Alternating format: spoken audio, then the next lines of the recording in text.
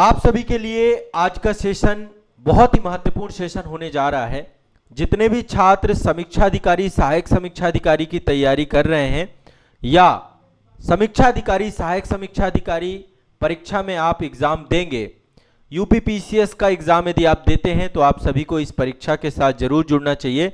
UPPCS के द्वारा UPPCS अपर exam के बाद दूसरी सबसे महत्वपूर्ण यदि कोई परीक्षा है तो वो परीक्षा है आरओ एग्जाम, समीक्षा अधिकारी, सहायक समीक्षा अधिकारी परीक्षा। आप सभी को मेरा बहुत बहुत नमस्कार। आज आप सभी के लिए मैं लेकर आया हूं मास्टर वर्कशॉप सेशन, जिसमें हम समीक्षा अधिकारी, सहायक समीक्षा अधिकारी परीक्षा की तैयारी से लेकर सिलेक्शन तक की कंप्लीट स्ट्रेटजी यहां पर डिस्कस करने वाले हैं। एक बहुत इंपॉर्टेंट सेशन है और हर छात्र जो आरओ एग्जाम की तैयारी करना चाहता है उसके लिए पहला सेशन है। शुरुआत यहीं से करना चाहिए। आज के सेशन में हम समझने का प्रयास करेंगे कि आरओ की तैयारी के दौरान यदि आप बिगिनर हैं, यदि आप शुरू कर रहे हैं तो किस तरीके की गलतियां आपको नहीं करनी है, कैसे आपको अपनी एग्जाम की तैयारी की शुरुआत करनी है, कैसे आपको शुभारंभ करना है। और यदि आपने 1 अटेम्प्ट, 2 अटेम्प्ट, 3 अटेम्प्ट, 4 अटेम्प्ट आपने दिए हैं और इसके बाद भी आपका समीक्षा अधिकारी का परिणाम पॉजिटिव नहीं आया है तो आप सभी को जो मैं आपको यहां पर बताऊंगा उन गलतियों को करने से बचना है। ठीक है, आज हम बहुत विस्तार से डिस्कस करने वाले हैं। सबसे पहले मैं आप सभी से एक सीधा सा सवाल पूछना चाहता हूं। आप में से बहुत सारे छात्र ऐसे हैं जो आईएएस की तैयारी करते हैं, फिर यूपीपीसीएस एग्जाम की तैयारी करते हैं और साथ ही उनको लगता है कि आरओ का एग्जाम भी दे देना चाहिए। लेकिन आप एक बात समझिए, आईएएस का एग्जाम एक अलग एग्जाम है, यूपीपीसीएस का अपर एग्जाम भी एक अलग एग्जाम है, समीक्षा अधिकारी, सहायक समीक्षा अधिकारी एक अलग एग्जाम है। तो आप यहां आरओ की तैयारी करने के लिए मेरे साथ जुड़े हैं, लेकिन क्या आपको सच में पता है कि आरओ की परीक्षा की क्या डिमांड है, समीक्षा अधिकारी, सहायक समीक्षा अधिकारी के क्या कार्य होते हैं। ज्यादातर छात्र जो हैं 3 समस्याओं के साथ इस तैयारी में आते हैं। सबसे पहली बात देखिए, आरओ का जो सिलेबस है ना उसमें समान अध्ययन का बहुत बड़ा रोल है। समान अध्ययन है और समान हिंदी है, प्रीलिम्स में भी, मेंस में भी, है ना, निबंध का सेक्शन भी है। तो पहली समस्या छात्रों को आती है कि आरओ के सिलेबस में क्या पढ़ें क्या छोड़ें। आज उसका जवाब आपको यहां पर मिलेगा। दूसरी समस्या, आरओ में सबसे ज्यादा फॉर्म भरे जाते हैं यूपी में, पीसीएस से ज्यादा फॉर्म भरे जाते हैं, लगभग 10 लाख से ज्यादा फॉर्म भरे जाते हैं। तो कंपटीशन बहुत बड़ा है आरओ का, है ना। इतनी कंपटीशन में मेरा सिलेक्शन कैसे होगा, यह भी एक दुविधा बच्चों के दिमाग में रहती है। तीसरी सबसे बड़ी जो समस्या है, मैं पढ़ तो रहा हूं लेकिन रिजल्ट नहीं आ रहा। कई बार एग्जाम दे लिया, बहुत सारे बच्चे ऐसे होते हैं तैयारी तो आईएएस की करने के लिए निकलते हैं, फिर यूपीपीसीएस एग्जाम देने लगते हैं और फिर कुछ नहीं हुआ तो आरओ एग्जाम भी साथ में फॉर्म भरने लग जाते हैं और तीनों को एक ही समझ के तैयारी करते रहते हैं और रिजल्ट किसी में नहीं होता है। देखिए, आईएएस एग्जाम एक अलग एग्जाम है, यूपीपीसीएस एक अलग एग्जाम है, आरओ को आपको अलग एग्जाम के तौर पे रखना पड़ेगा। आज का जो ये मास्टर वर्कशॉप सेशन है, यही सब चीजें आपकी जो बेसिक गलतियां आप करोगे या आप कर रहे हो, है ना, ये दोनों के लिए इंपॉर्टेंट सेशन है, जो बिगिनर है, जो रिपीटर्स हैं, जिन्होंने मल्टीपल जो है आपके। तो आज का वर्कशॉप सेशन कोई मोटिवेशनल सेशन नहीं है, समझिए, मोटिवेशन 1-2 दिन चलता है। ये सेशन है डायरेक्शन सेशन, सही डायरेक्शन देना, सही स्ट्रेटजी बताना, सही दिशा देना। यदि डायरेक्शन आपकी सही होगी तो मेहनत अपने आप आपको सही रास्ते में ले जाएगी और आपका सिलेक्शन हो जाएगा। एक चीज समझिएगा, एक बहुत महत्वपूर्ण चीज बता रहा हूं। यदि आप यूपीपीसीएस एग्जाम और आरओ एग्जाम दोनों को टारगेट करके चल रहे हो तो यूपीपीसीएस का अप्रोच अलग है। यदि यूपीपीसीएस निकालना चाहते हो तो यूपीपीसीएस के लिए मैंने एक अलग वर्कशॉप सेशन बनाया है। आरओ के लिए है ये सेशन, केवल आरओ। जो बच्चे कोर आरओ एग्जाम की तैयारी कर रहे हैं, आपको वो समझ के चलना है। हाँ, ये हो सकता है कि यूपीपीसीएस की तैयारी में आपको थोड़ा सा आरओ में सपोर्ट जरूर मिल जाएगा, लेकिन सिलेक्शन का आधार आपका जो है ना अलग अलग तैयारी पे है। आप जब आरओ ओरिएंटेड होकर के, क्योंकि आरओ के काम अलग है और एक पीसीएस अधिकारी के काम अलग है, उसी हिसाब से पूरा सिलेबस डिजाइन किया गया है। ठीक है, अभी इस पे मैं बात करूंगा, डिस्कस भी करूंगा आपको। ठीक है, तो आरओ एग्जाम की जो रियलिटी चेक है, सबसे पहले मैं आप सभी का एक भ्रम तोड़ना चाहता हूं कि आरओ कोई छोटी परीक्षा नहीं है, क्योंकि आपको लगता है तो गस्टेड जॉब, लेकिन छोटी परीक्षा नहीं है, ये अपने आप में पीसीएस की परीक्षा है। ठीक है, छोटी परीक्षा तो नहीं है, लेकिन अनप्रिडिक्टेबल परीक्षा भी नहीं है। आसानी से इस परीक्षा के सिलेबस पे काम किया जा सकता है।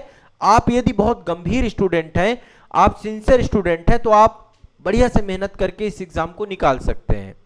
यह परीक्षा उन्हीं छात्रों को, मतलब आप समझिए, यहां पे बहुत ज्यादा किताबें पढ़ने की भी जरूरत नहीं है, बहुत कंटेंट, मतलब बच्चे, क्योंकि आईएएस एग्जाम का कंटेंट अलग है, यूपी पीसीएस का कंटेंट अलग है। यूपी पीसीएस का मेंस पूरा रिटन बेस है ना। यहां पे बहुत ज्यादा बुक्स नहीं पढ़नी, हमें लिमिटेड रिसोर्सेज पे रहना है। ठीक है, यह परीक्षा उन्हीं छात्रों को चुनती है जो सिलेबस को बार बार सही तरीके से पढ़ते हैं, सिलेबस पे काम करते हैं, पीवाईक्यू का इंपॉर्टेंस रहता है। तो आरओ में बहुत गहराई से जो प्रश्न जीएस के होते हैं, बहुत गहराई से नहीं पूछे जाते, कि बहुत गहराई से जाके पूछे जाते हैं, लेकिन आपको सटीकता पता होनी चाहिए, बहुत फैक्चुअल नॉलेज आपकी एग्जैक्ट होनी चाहिए। क्वेश्चन कालानुक्रम से आ जाते हैं, मैच द फॉलोइंग आते हैं, ऑब्जेक्टिव टाइप प्रीलिम्स भी है, मेंस का जीएस का पेपर है, दोनों ऑब्जेक्टिव टाइप है। ठीक है, मेंस में हिंदी आपका रिटन में हो जाता है, जिसमें सामान्य हिंदी, शब्द ज्ञान, और इसके बाद जो है आपका निबंध लेखन का जो सेगमेंट है, संक्षेपण, पत्र लेखन, ये सारा चीजें आपका हिंदी और निबंध लेखन के साथ जुड़ी हुई हैं। तो यहां पर रिकॉल पावर आपकी बहुत अच्छी होनी चाहिए, ज्यादा एनालिसिस की जरूरत नहीं पड़ती है, आपको याद ज्यादा होना चाहिए, फैक्चुअल नॉलेज आपका बेहतर होना चाहिए। तो आरओ में सिलेक्शन जो है आपको रेगुलर कंटिन्यूअस वे पे, जितनी चीजें आज के सेशन पे मैं आपके साथ डिस्कस करूंगा, वो सारी चीजें आपको यहां पे समझनी है। ठीक है, अब सेशन शुरू करने से पहले दो चीजें। सबसे पहला काम, जो बच्चे आरओ एग्जाम की तैयारी कर रहे हैं, ठीक है, आप सभी के लिए ये मैंने सिलेबस, अलग से सिलेबस बनाया है। ये एक मास्टर सिलेबस है जो आरओ का बढ़िया से सिलेबस है। इसमें सिलेबस ही नहीं है बल्कि परीक्षा योजना भी है, जो अभी नया पैटर्न है उसी पैटर्न पर आधारित है पूरा, है ना, नए पैटर्न पे पूरा का पूरा आधारित है, पूरा प्रारूप, है ना। अभी आपको पता है कि प्रीलिम्स में एक ही पेपर होता है ना, अवधि 3 घंटे की हो गई है, 200 अंक का पेपर है। तो ये मैंने पूरा नया आपके लिए पैटर्न बनाया है। ठीक है, तो एक तो ये वाला जो सिलेबस है, आप में से बहुत सारे बच्चे जितने भी हमारे साथ जुड़े हुए हैं आरओ एग्जाम के लिए, इसके लिए बैच है हमारा अधिकारी बैच। ठीक है, 2026-27 में जो आरओ का एग्जाम होगा उसके लिए बैच है अधिकारी बैच। ठीक है, आप अधिकारी बैच में जुड़े होंगे, नए अपडेटेड बैच में 2026-27 में अधिकारी बैच में आपको जुड़ना है। ये मास्टर कोर्स है हमारा कंप्लीट। ठीक है, तो यहां पर आपको ये सिलेबस मिल जाएगा। सिलेबस भर नहीं मिलेगा, सिलेबस के साथ साथ आपको एक सिलेबस रिसर्च की बुक भी मिलेगी, जो टॉपिक इसमें दिए गए हैं, जो विषय इसमें दिए गए हैं, उनका डिटेल में टॉपिक सब टॉपिक भी आप यहां पर देख पाएंगे। ठीक है, हमें सिलेबस का, इसका हम अलग से एक सेशन लेंगे सिलेबस डिस्कशन का, बैच के अंदर, अधिकारी बैच के अंदर सब कुछ मिलेगा, सिलेबस रिसर्च की बुक भी मिलेगी, ये भी मिलेगा।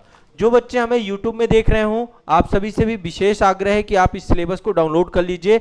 आजाद एकेडमी लर्निंग ऐप जो हमारा ऑफिशियल ऐप है, उस एप्लीकेशन में ये सिलेबस वाले सेक्शन पे सिलेबस लगा हुआ है। ठीक है, तो ये सिलेबस का प्रिंट आउट निकलवा लेना है, केवल पीडीएफ अपने पास नहीं रखना है, प्रिंट आउट, इसका भी प्रिंट आउट, इसका भी प्रिंट आउट। ठीक है, दोनों का प्रिंट आउट अपने पास रखना है। अब देखिए, चलते हैं, शुरू करते हैं। अधिकारी बैच के माध्यम से आपकी पूरी तैयारी, प्रिपरेशन जो है एक नई डायरेक्शन पे जाएगी। अब देखिए, एक चीज समझिए, शुरुआत अभी हम जो कर रहे हैं सेशन की, आरओ में सबसे पहले आपको समझना पड़ेगा कि प्रीलिम्स और मेंस ये दो एग्जाम है आपके, फिर टाइपिंग टेस्ट है आपका, है ना, टाइपिंग टेस्ट भी होता है, जो पद हैं आपके टाइपिंग टेस्ट भी है उनमें। मैं एक बार समझाना चाहता हूं कि जो आरओ होते हैं, एक्चुअल में आरओ का काम क्या क्या होता है, एक समीक्षा अधिकारी, सहायक समीक्षा अधिकारी क्या काम करते हैं, इससे क्या है आप एग्जैक्टली इस एग्जाम की नीड को समझ पाएंगे। देखिए, आप एक चीज समझिए, हमारे देश में जो हमारा संविधान है, उस संविधान ने लोकतंत्रात्मक गणराज्य को स्थापित किया है, यानी कि यहाँ पे जो भी काम हमें करने हैं, या हमारे यहाँ पे कोई भी हायरार्की हो, सभी के हायरार्की के पीछे काम करने का कार्य है लोक जन कल्याण, जनता के लिए काम कर रहे हैं, अल्टीमेट एक ही पर्पज है। सिविल सर्विसेज भी क्या है, नागरिक सेवा है आपकी, है ना। आरओ समीक्षा अधिकारी, आप इसी मशीनरी का हिस्सा बनेंगे। तो आम जनता जो होती है, आम जनता की विभिन्न समस्याएं हैं। अभी मैं आरओ का बताऊंगा कि आरओ का काम क्या होता है।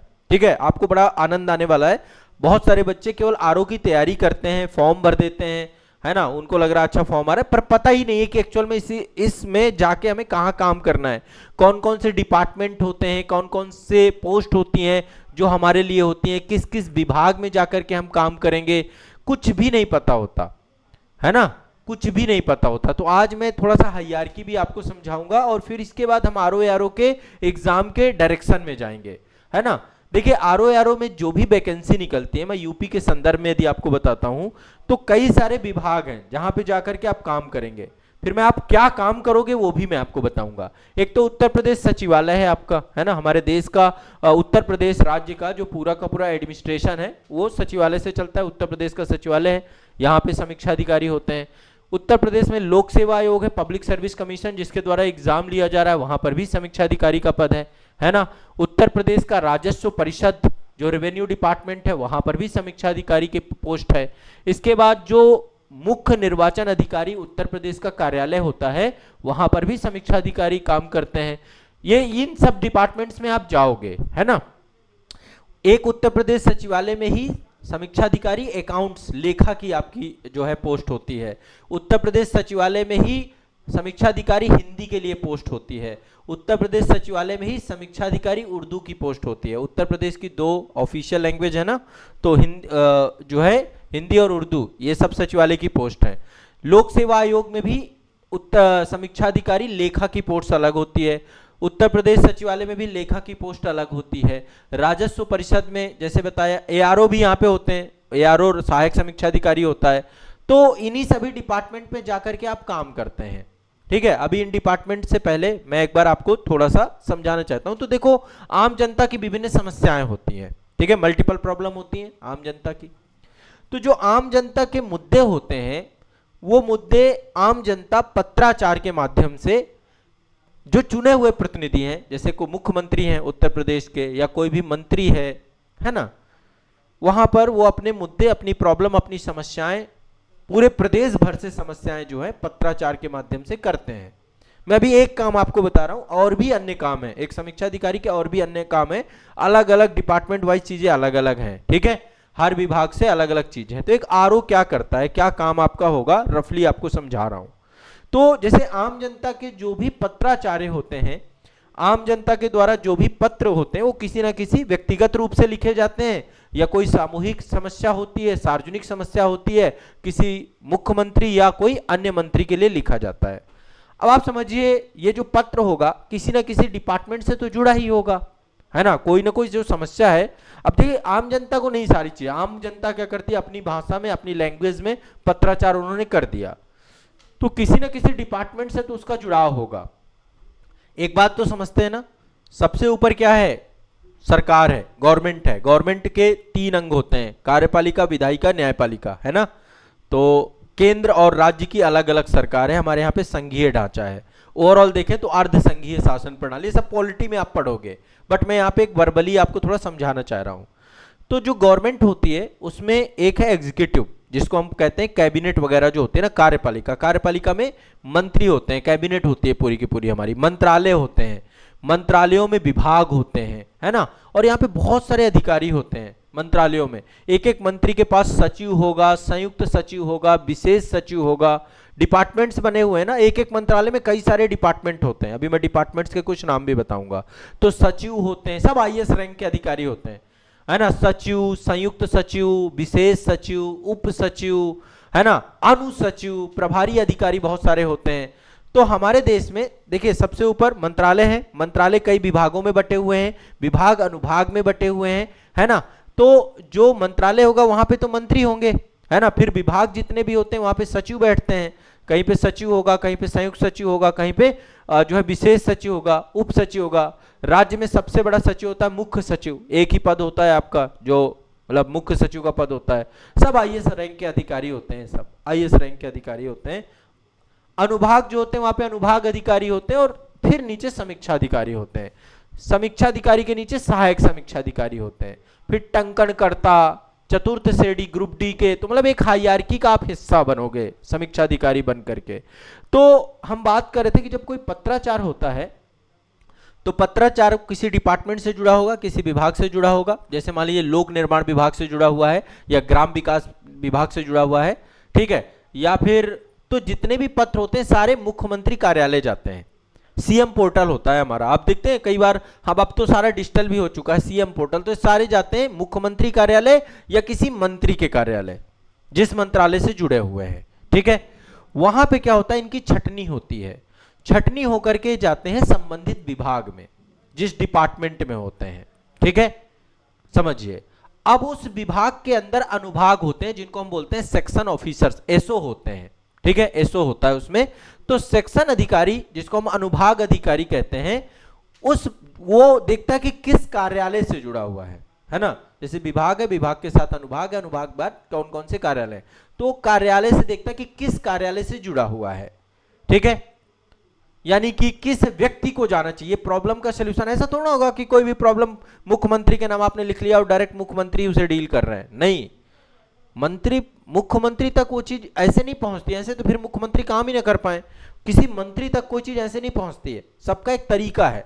हाँ, आप उसे भेजेंगे तो वो सीएम कार्यालय या किसी मंत्री के कार्यालय, उनके मंत्रालय में पहुंच जाएगी, लेकिन वहां से उसको फॉरवर्ड कर दिया जाएगा कि किस डिपार्टमेंट का पत्र है, उस डिपार्टमेंट के पास चला जाएगा। उस डिपार्टमेंट से जो वहां पे अनुभाग होते हैं, उनका सेक्शन अधिकारी ये देखता है कि पत्र को किस कार्यालय से पहुंचाना है, किस व्यक्ति के पास जाना चाहिए, कौन इस पत्र का जवाब देगा या किसके पास है, तो कार्यालय का आवंटन कर देते हैं, मार्क कर देते हैं। और ये काम होता है आरओ का। आरओ यहीं से काम चालू होता है, जो ये मार्किंग का काम होता है कि अच्छा ये किसके पास जाएगा, कौन जाएगा, तो ये सब आरओ काम करते हैं। एआरओ एक रजिस्टर मेंटेन करते हैं, बाकायदा एक रजिस्टर मेंटेन होते हैं जिसको रजिस्टर कीपर कह सकते हो आप। रिकॉर्ड मेंटेन करना, एंट्री रखना, एक रजिस्टर बनाना, है ना, कि ये पत्र आया, इस व्यक्ति का आया, इस कार्यालय से जुड़ा हुआ है, इससे संबंधित ये काम है और ये अधिकारी के पास प्रेषित किया जाता है। तो एआरओ यहां से अब पत्र की जर्नी शुरू होती है। ठीक है, एआरओ ने क्या किया, उसको आरओ ने क्या किया, उसको मार्क कर दिया सचिवालय में, फिर एआरओ ने रजिस्टर मेंटेन किया, आरओ संबंधित मार्क किए आरओ को भेज देता है। एक ही डिपार्टमेंट में मल्टीपल आरओ होते हैं, ये समझिए, एक आरओ नहीं बनेगा, आप समीक्षा अधिकारी मल्टीपल आरओ, तो वो किस आरओ के पास जाएगा, वहां जाएगा। अब इसके बाद आरओ उस पत्र को पढ़ेगा, एआरओ तो मेंटेन कर दिया, रजिस्टर मेंटेन किया, आरओ अब उस पत्र को पढ़ेगा, पढ़ने के बाद उस पत्र को सही करेगा, सही रूप में लिखेगा। पत्र लेखन क्यों आपको दिया गया है, पत्र लेखन आपके सिलेबस का हिस्सा है ना, तो आरओ उसे पढ़ेगा। फिर इसके बाद चूंकि आम जनता का पत्र जो है वो बहुत व्यवस्थित नहीं लिखा होगा, तो उसे प्रॉपर एक तरीका किया जाएगा, शासकीय भाषा में लिखा जाएगा, जो गवर्नमेंटल भाषा है उसकी नोटिंग और ड्राफ्टिंग होगी। और ये नोटिंग और ड्राफ्टिंग का काम ही आरओ का काम होता है। ये नियमानुकूल होना चाहिए, महत्वपूर्ण काम होता है, सब आरओ करता है। यहीं से पत्र की शुरुआत होती है, जब उसकी नोटिंग ड्राफ्टिंग होती है, तभी इतना टाइम लग जाता है। देखो, ऐसा नहीं होता कि आपने पत्र भेजा तुरंत आपको रिप्लाई आ जाए। तो आरओ के पास उसकी नोटिंग ड्राफ्टिंग का काम आरओ करता है। इसके बाद पत्र शासन के सभी स्तरों में पहुंचता है जहां से उसकी प्रॉब्लम का सोल्यूशन हो सके। फिर यहां से पत्र जाएगा सेक्शन ऑफिसर्स के पास, जो अनुभाग अधिकारी है उसके पास जाएगा। यदि पत्र में कुछ संशोधन करना होगा तो सेक्शन ऑफिसर संशोधन कर देगा, फिर एआरओ के पास भेज देगा, एआरओ फिर से रजिस्टर मेंटेन करेगा। लेकिन यदि सेक्शन ऑफिसर्स को लगता है कि नोटिंग ड्राफ्टिंग सब कुछ सही है, तो सीधा चला जाएगा अनुसचिव के पास, अनुसचिव या अंडर सेक्रेटरी जो होते हैं वहां पहुंच जाएगा। फिर उसके बाद डिप्टी सेक्रेटरी के पास चला जाएगा, जिसको हम डीएस कहते हैं, उप सचिव जो होते हैं आपके, उसके पास जेएस के पास जाएगा, जिसको हम ज्वाइंट सेक्रेटरी कहते हैं, वहां पहुंच जाएगा। फिर विशेष सचिव के पास जाता है, जिसको हम स्पेशल सेक्रेटरी कहते हैं। फिर ऊपर सचिव होते हैं, फिर पर्सनल सेक्रेटरी होते हैं, प्रमुख सचिव होते हैं, फिर आपका अपर मुख्य सचिव होता है। देखो, जरूरी नहीं कोई पत्र इतने लेयर तक पहुंचे, लेकिन उस पत्र की मतलब जहां पे वो सॉल्व हो सकता होगा सॉल्व कर दिया जाएगा उसको। लेकिन मैं आपको बता रहा हूं हायरार्की क्या है हमारे इंडिया में। तो प्रमुख सचिव के पास गया, फिर अपर मुख्य सचिव के पास गया, फिर मंत्री के पास गया, और यदि जरूरत पड़ी तो सीएम के पास भी पत्र पहुंचता है। बहुत गंभीर मुद्दा है, तो फिर वो मुख्यमंत्री भी उस पर स्वतः संज्ञान भी लेते हैं और उस पत्र को वहां तक पहुंचाते हैं। फिर वो पत्र वहां पे जो है उसका जो भी निदान हुआ वो हो गया, फिर विभाग में पहुंचता है ना। देखते हैं ना, फाइलें लेकर के अधिकारी जो हमारे मंत्री होते हैं, मुख्यमंत्री होते हैं, उनसे साइन करवाते रहते हैं कि साहब ये जो है आपका यहाँ पे दस्तखत जरूरी है। तो उसमें ये पत्राचार भी जुड़ा हुआ है और सब कुछ गवर्नमेंटल लैंग्वेज में, कोई भी ऐसा नहीं होता कि आपने रफली भेज दिया और उस पर काम हो गया। आरओ का काम यही है कि आप उसकी नोटिंग ड्राफ्टिंग करिए और उसको प्रॉपर, फिर इसके बाद वो वापस जाता है डिपार्टमेंट को, जाता है डिपार्टमेंट के बाद फिर आरओ के पास जाता है, फिर उससे जुड़ा हुआ शासनादेश निकाला जाता है, प्रॉब्लम सॉल्व कर दी जाती है। ये मतलब जर्नी है पूरी। आरओ जो सचिवालय में काम करते हैं, सचिवालय के स्तर पे काम करते हैं, ये जनरली मैं चाहता हूं कि आप थोड़ा सा इस चीज को जानें, आप महसूस करें। बहुत जबरदस्त एग्जाम है ये आरओ। एक सामान्य एग्जाम नहीं है, एक बड़ा एग्जाम है, ठीक है। तो आज मैं वही चीज आपको समझाना चाह रहा हूं कि एक आरओ क्या काम करते हैं, ये आपको जनरली पता होना चाहिए, क्योंकि ये जब आपको पता चल जाएगा ना तो एग्जैक्टली आप समझ सकते हैं, है ना।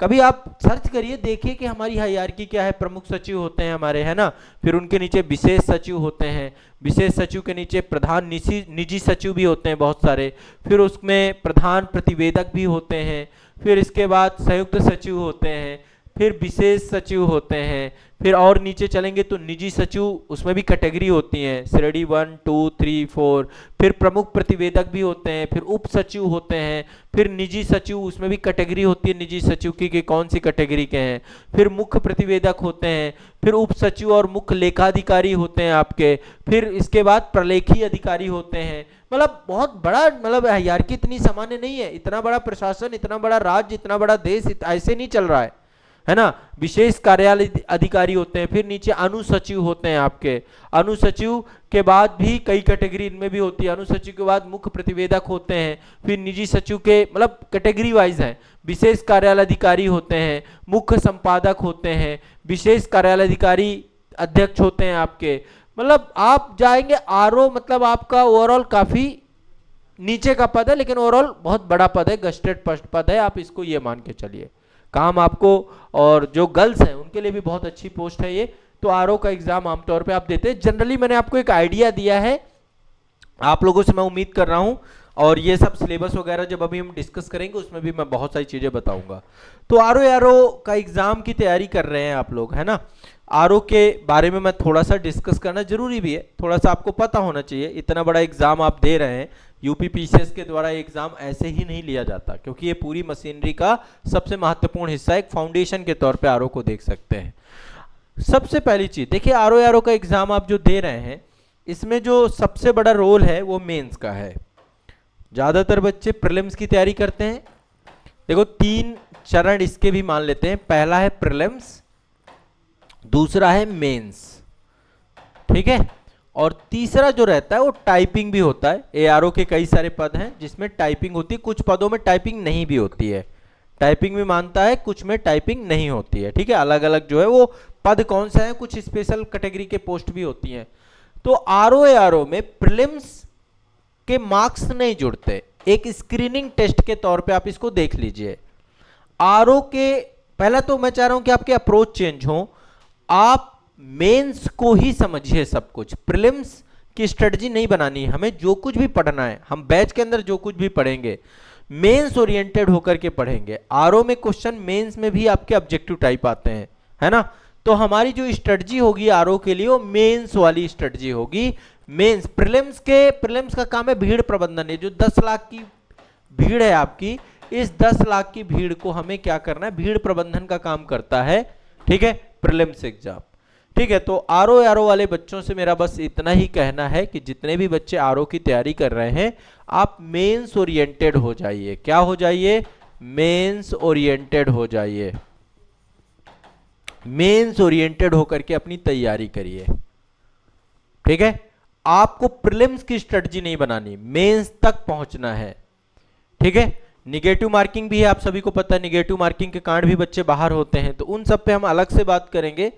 आप सभी को ये दिमाग में बैठाना है कि आरओ में हमारे दिमाग में सबसे पहले मेंस आएगा। यदि मेंस का सिलेबस हमने तैयार कर लिया तो प्रीलिम्स आपका अपने आप निकल जाएगा।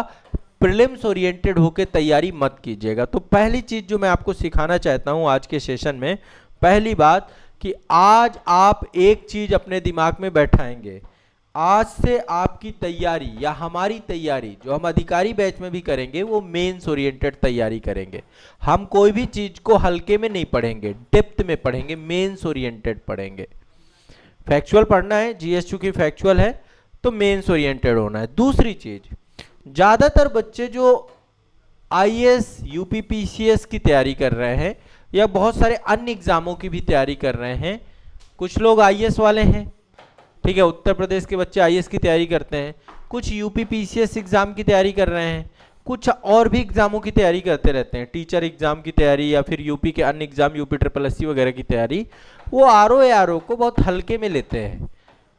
उनको लगता है यदि इसकी तैयारी हो रही, इसकी तैयारी हो रही तो ये तो निकल ही जाएगा। नहीं निकलेगा। आरओ अपने आप में एक अलग एग्जाम है, इसका अलग सिलेबस है, इसकी अलग स्ट्रेटजी है, अलग तरीके से आपको इसको अप्रोच करना पड़ेगा क्योंकि कंपटीशन बहुत है इसमें, ठीक है। तो हमें आरओ को एक इंडिपेंडेंट, एक अलग एग्जाम के तौर पे लेके चलना पड़ेगा। यहाँ की स्ट्रेटजी अलग है, यहाँ का सिलेबस बहुत अलग है, यहाँ की स्ट्रेटजी अलग है, आरओ की स्ट्रेटजी आपको अलग लेकर के चलनी है, ठीक है। तो पहले दिमाग में ये बैठा लीजिए, ठीक है। क्लियर है, स्पष्ट है, कोई इसमें बहुत बड़ा दिमाग में आपको बैठाना नहीं है। पहले समझना है कि दूसरा काम आपको होना है आरओ ओरिएंटेड। पहला होना है मेंस ओरिएंटेड, दूसरा होना है आरओ ओरिएंटेड। आरओ ओरिएंटेड होने का मतलब क्या होता है? आरओ के सिलेबस को ध्यान में रखना, आरओ के पीवाईक्यू को ध्यान में रखना, ठीक है। पहले मैं दो चीजें आपको बता रहा हूं और आज मैं कुछ चीजें आपको पहले बेसिक कुछ गलतियां बताऊंगा जो आरओ की तैयारी करने वाले बच्चे करते हैं, जिसके कारण से सिलेक्शन से बहुत दूर हो जाते हैं। और फिर हम एक एक करके हर एक समस्या का समाधान भी बताएंगे। आप यदि तैयारी चालू करना चाहते हैं तो ये काम आपको करना पड़ेगा, जो चीजें मैं आपको बताऊंगा, ठीक है। तो चलिए, कुछ बेसिक गलतियां जो आरओ की तैयारी करने वाले बच्चे करते हैं, पहले मैं यहाँ पे गलतियां आपकी ऐड करूंगा और फिर इसके बाद आरओ की तैयारी करने वाले एस्पिरेंट्स की सबसे बड़ी गलतियां, फिर उनका क्या सुधार किया जा सकता है, उस सुधार की तरफ भी हम जाएंगे। आरओ की तैयारी करने वाले छात्रों की गलतियां, ठीक है, और आरओ की तैयारी करने वाले छात्रों की गलतियों के सुधार की क्या सुधार कर सकते हैं, ठीक है। गलतियां क्या करते हैं और सुधार क्या कर सकते हैं, ठीक है। अब देखो, गलतियों की यदि हम बात करें, सबसे पहली गलती करते हैं आप सिलेबस को बहुत हल्के में लेते हैं। सिलेबस को हल्के में लेते हैं, सिलेबस को आप गंभीरता से नहीं लेते हैं। आपको लगता है सामान्य सा तो सिलेबस है, ज्यादा तो कुछ इसमें पूछा नहीं जाता है।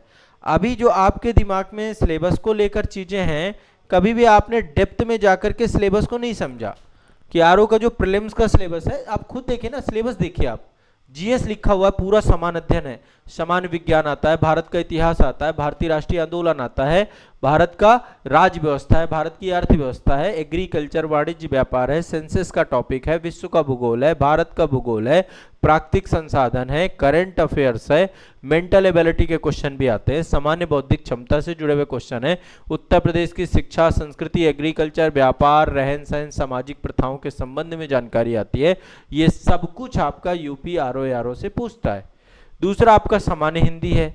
सामान्य हिंदी में आप देखिए शब्द विलोम, शब्द ज्ञान में आता है, विलोम शब्द आता है, वाक्यों वर्तनी शुद्धि आती है, अनेक शब्दों के एक शब्द आते हैं, तद्भव तत्सम आते हैं, विशेष विशेषण आते हैं, पर्यायवाची शब्द आते हैं।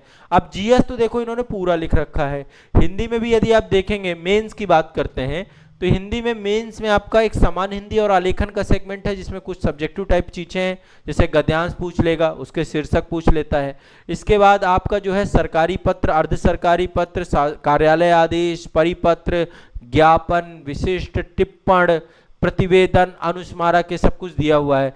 परिभाषिक शब्दावलियां पूछ लेगा आपसे, कई सारी शब्दावलियां आती है जिसमें प्रशासनिक और वाणिज्यिक शब्दावलियां जो आपको पता होना चाहिए, जिनका हिंदी से अंग्रेजी और अंग्रेजी से हिंदी अनुवाद आपको करना है। मुहावरे, लोकोक्ति आपसे पूछ लेगा, कंप्यूटर का नॉलेज आपसे पूछ लेगा, है ना। और शब्द ज्ञान यहाँ भी पूछता है, मेंस में भी विलोम शब्द, वाक्यों वर्तनी शुद्धि, अनेक शब्दों के लिए एक शब्द, तद्भव तत्सम, विशेष विशेषण, और फिर हिंदी में निबंध आपसे पूछता है।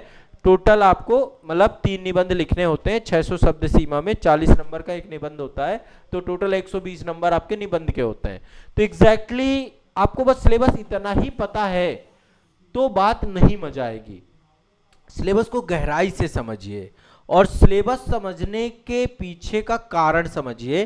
सिलेबस सबसे इंपॉर्टेंट चीज है, ठीक है। आरओ का सिलेबस छोटा सिलेबस नहीं है, सिलेबस आपको डेप्थ में जाकर के पढ़ना है। इसीलिए मैंने ये बुक आपको दी है सिलेबस रिसर्च। इसमें डिटेल में हर एक टॉपिक के टॉपिक सब टॉपिक लिखे हुए हैं। हमें पूरा सिलेबस कंप्लीट करना है, कुछ भी हल्के में नहीं लेना है। जीएस का एक मेजर रोल है आप सभी का, ठीक है। तो जनरल स्टडी में आपको सबसे काम करना है कि सिलेबस आप हल्के में लेते हैं, अभी इस पे आऊंगा क्या करना है, इसका सुधार है। सिलेबस रिसर्च करना है आपको, क्या करना है, सिलेबस रिसर्च करना है। विदाउट हमारी शुरुआत ही पूरे क्लास की, इस सेशन के तुरंत बाद आपको सिलेबस रिसर्च का वीडियो मिलेगा, आप सिलेबस रिसर्च देखेंगे और इसके बाद आपको सिलेबस डिस्कशन दिया जाएगा कि कैसे आपको सिलेबस डिस्कशन का वीडियो मिलेगा आपको, ठीक है। तो पहला हो गया सिलेबस को आप हल्के में लेते हैं, दूसरा आपको सिलेबस रिसर्च करना है। तीसरा काम आपको जो करना है, दूसरा काम पे आते हैं। दूसरी जो सबसे बड़ी गलती है कि आप पीवाईक्यू को हल्के में लेते हैं। पीवाईक्यू पे आप काम ही नहीं करते, केवल रटते रहते हैं। पीवाईक्यू से आप ये नहीं समझते हैं कि कौन से टॉपिक ज्यादा पूछे जाते हैं। पूरा पीवाईक्यू एक, इसका भी रिसर्च करना पड़ेगा। पीवाईक्यू केवल आप रटते रहते हैं, बस रटते रहते, इससे भर बात नहीं बनेगी। हम पूरे के पूरे पीवाईक्यू के माध्यम से पूरे पैटर्न को समझने का प्रयास करेंगे। कौन से विषय से ज्यादा क्वेश्चन आते हैं, किस टॉपिक से ज्यादा क्वेश्चन आते हैं, किस सब टॉपिक से ज्यादा क्वेश्चन आते हैं। तो हमें एक बार समझना है किस टॉपिक से कभी कभी क्वेश्चन आते हैं, केवल ऐसे ही टॉपिक है जिनसे कभी क्वेश्चन ही नहीं आए हैं, तो ये काम सब पीवाईक्यू कराता है। तो मैं आप सभी को पीवाईक्यू रिसर्च कराऊंगा, पीवाईक्यू रिसर्च और पीवाईक्यू पूरे आपको तैयार करने, टेस्ट टू टेक्स्ट मेथड पे हमारा ये काम होगा, ठीक है। पीवाईक्यू सिलेबस हल्के में लेते हैं, पीवाईक्यू को हल्के में लेते हैं। तीसरे नंबर पे आते हैं हम लोग। तीसरा नंबर जो सबसे ज्यादा इंपॉर्टेंट है, जो बच्चा सबसे ज्यादा गलती करता है, आपके पास कंटेंट बहुत है, नोट्स बहुत ज्यादा हैं, केवल नोट्स ही बनाते रहते हैं। नोट्स ओवरलोड हो चुका है आपके पास, नोट्स ओवरलोड हो चुका है। हर चीज के केवल नोट्स ही नोट्स है। हिंदी के नोट्स लिए पड़े हैं, जीएस के नोट्स लिए पड़े हैं, केवल नोट्स बनाते रहते हैं, उन्हें पढ़ नहीं पाते हैं, ठीक है। तो हमें इसके लिए एक टेक्निक सीखनी है, मास्टर नोट्स बनाना। आपको मास्टर नोट्स में बताऊंगा कि कैसे मास्टर नोट्स बनाते हैं, इस पे एक डिटेल में मैं सेशन करवाऊंगा।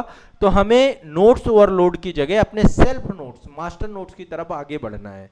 चौथा काम जो आप लोगों को करना है, ठीक है, सभी चीजें मैं करवाऊंगा भी, आपको सिर्फ बता नहीं रहा हूं। आप रिवीजन नहीं करते, आप सिर्फ पढ़ते रहते हो, नया पढ़ते रहते हो, रिवीजन आप टालते रहते हो। तो हम एक रिवीजन स्ट्रेटजी पे काम करेंगे, एक साइंटिफिक रिवीजन स्ट्रेटजी हमारी होगी। रिवीजन स्ट्रेटजी हमारी एक बताएंगे कैसे रिवीजन किया जाता है। रिवीजन कल की चीज नहीं है, रिवीजन डेली करने की चीज है। तो हम एक रिवीजन स्ट्रेटजी पर भी बात करेंगे, ठीक है। तो आपको रिवीजन नहीं करते, आप जो रिवीजन नहीं करते, इस पे हमें सुधार करना है। रिवीजन की भारी कमी, कोई सिस्टम ही नहीं है। पांचवा, ना तो निबंध लेखन करोगे, ना तो पत्र लेखन करोगे। प्रीलिम्स के बाद सोच रखा है आपने ना इसको, आपको निबंध लेखन, पत्र लेखन, संक्षेपण, जो भी चीजें रिटन का सेगमेंट है, संक्षेपण, गद्यांश वगैरह हल करना, ये सब कुछ आपको आंसर राइटिंग के तौर पे करना पड़ेगा, ठीक है। निबंध लेखन भी आपको अभी शुरू करना है, कल में मत छोड़िए। आरओ बनना है ना, तो आपको अभी से मेंस ओरिएंटेड होकर के चलना है। और मेंस ओरिएंटेड का मतलब है आरओ में जो भी चीजें रिटन में हैं उनको हमें लिखने की कोशिश करना है, ठीक है। तो इसके लिए भी मैं प्रॉपर आपको आंसर राइटिंग, निबंध लेखन वगैरह कैसे करते हैं, कैसे आपके निबंध लेखन होता है, निबंध लेखन की क्लासेस रहेंगी हमारी, पत्र लेखन की क्लासेस रहेंगी, और हम लिखना सीखें के तहत आंसर राइटिंग सीखेंगे। लिखना सीखें, इसके तहत एक और सेशन लूंगा मैं, सोचना सीखें। सोचना सीखें, एक बच्चा कैसे सोचता है, जब तक सोचना नहीं आएगा फिर कुछ नहीं आ पाएगा, ठीक है। इसके बाद अगली स्ट्रेटजी पे चलते हैं। अगली स्ट्रेटजी है आपकी, जो अगली गलती करते हो आप लोग, छठवीं गलती। 5 गलतियों पे बात हो गई, यही सब गड़बड़ होती है। हर महीने स्ट्रेटजी बदलते रहते हो, हर महीने, हर दिन, हर सप्ताह स्ट्रेटजी ही बनाते रहते हो, स्ट्रेटजी ही बनाते रहते हो। आपकी कोई फिक्स रणनीति नहीं है, आपकी कोई निर्णायक रणनीति नहीं है, बस स्ट्रेटजी बनाया और स्ट्रेटजी फेल, स्ट्रेटजी बनाया स्ट्रेटजी फेल आप सभी की होती रहती है। तो आप सभी को क्या करना है, एक फिक्स दिनचर्या पे शिफ्ट होना है। ये हम इस पे डिस्कस करेंगे इस पे अलग से। और सातवीं जो सबसे बड़ी चीज है, आप हमेशा तुलना करते रहते हो, दुखी मन से तैयारी करते हो। आपके गार्जियन तो आपकी तुलना करते ही रहते हैं, आप भी तुलना करते रहते हैं, एक कंपैरिजन ट्रैप में फंस जाते हो। एक दो अटेम्प्ट देने के बाद तो स्थिति बहुत बुरी हो जाती है। और यही सब बेसिक कारण बनते हैं कि आप बहुत लंबा टाइम लग जाता है, आपका कभी भी सही से कंटेंट तैयार ही नहीं हो पाता, सिलेबस ही नहीं पढ़ पाते हो। तो देखिए, सबसे पहली चीज सिलेबस, शुरुआत आपको सिलेबस से करनी है, आपको सिलेबस रिसर्च करना है। इस पे मैं डिटेल में आपका जो ये पूरा सिलेबस है, इस पे एक सिलेबस डिस्कशन का वीडियो दूंगा। सिलेबस रिसर्च करते कैसे हैं, एक वीडियो इसका मिलेगा। तो ये दोनों चीजों से आपकी बहुत स्पष्टता हो जाएगी। आप सिलेबस रिसर्च देख लेना और सिलेबस को देख लेना, ठीक है। फिर पीवाईक्यू, पीवाईक्यू आप रटना नहीं है, पीवाईक्यू रटने से कुछ नहीं होगा। वो तो आप जब पढ़ोगे, पूरे सिलेबस को हमें कंप्लीट ही कर रहा है तो सब कुछ आपको आने लग जाएगा। आपको पीवाईक्यू से ये समझना है कि आयोग की क्या लैंग्वेज है, किस टाइप के क्वेश्चन पूछता है, कहां पे आपको फंसाता है, फैक्चुअल क्वेश्चन कितने आते हैं, निगेटिव मार्किंग से कैसे बचना चाहिए। तो हमें पीवाईक्यू का मतलब है पैटर्न को समझना। एक्चुअल में आप देखिए, आप जब सिलेबस रिसर्च करोगे तो यही आपका एक रियल गाइड मेंटर होगा, आपका सच्चा मार्गदर्शक, आपका जीपीएस। आपकी पूरी तैयारी का आधार सिलेबस से बनेगा। हमें सिलेबस को ही डेप्थ में तैयार करना है ताकि कुछ छूटे ना। और पीवाईक्यू का भी हमें रिसर्च करना है। पीवाईक्यू के रिसर्च से हमारा पैटर्न पता चलेगा, हमारे पैटर्न को स्पष्टता मिलेगी, हमें किस डायरेक्शन पे आगे बढ़ना है ये समझ में आएगा। मास्टर नोट्स बनाएंगे ताकि हम रिवीजन कर पाए, कीवर्ड में हमारे नोट्स बन जाए। तो मास्टर नोट्स हमें बनाना है, हमें एक डिटेल में रिवीजन स्ट्रेटजी पे काम करना है, हमें एक रिवीजन स्ट्रेटजी बनानी है अपनी। जब तक हम एक रिवीजन स्ट्रेटजी नहीं बनाएंगे तो हम हमेशा परेशान होते रहेंगे।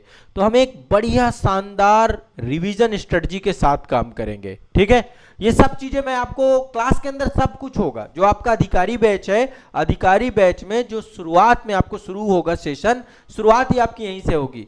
आपको कैसे सिलेबस रिसर्च करना है, पीवाईक्यू रिसर्च करना है, सिलेबस डिस्कशन आपको पढ़ाऊंगा मैं, वर्कशॉप सेशन होगा आपका। फिर मास्टर नोट्स कैसे बनाएंगे, रिवीजन स्ट्रेटजी क्या होगी, आंसर राइटिंग, ये सब चीजें पहले सीख लेना, फिर पढ़ना चालू करना है। फिर सब्जेक्ट वाइज सब्जेक्ट हमें करना चालू करना है। तो ये जितनी गलतियां हैं, नोट्स ओवरलोडेड नोट्स नहीं बनाना, एक मास्टर नोट्स बना लीजिए बस, इनफ।